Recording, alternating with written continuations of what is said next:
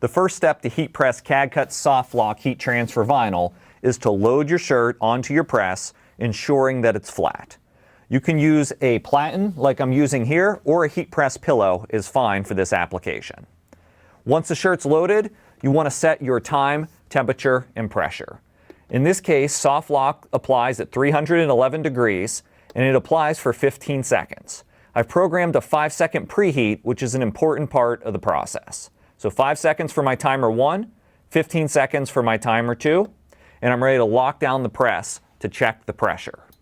Soft Flock requires a medium pressure, which would be a 4, 5, or 6 on the Hotronix Auto Open Clam. I'm at a 4, which is good to get started.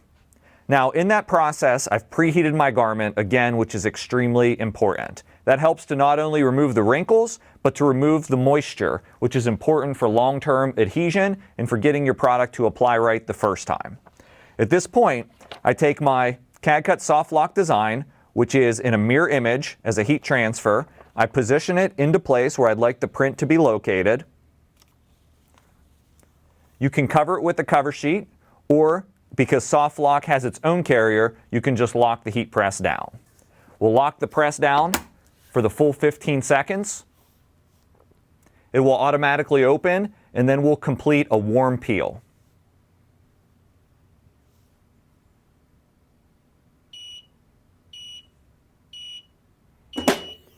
A warm peel is a pause and peel, so basically give the heat transfer around 5 seconds to cool down, and then grab the corner of your carrier, and you want to peel at a 45-degree angle to reveal your result. It's that easy to heat press CAD-CUT Soft Flock.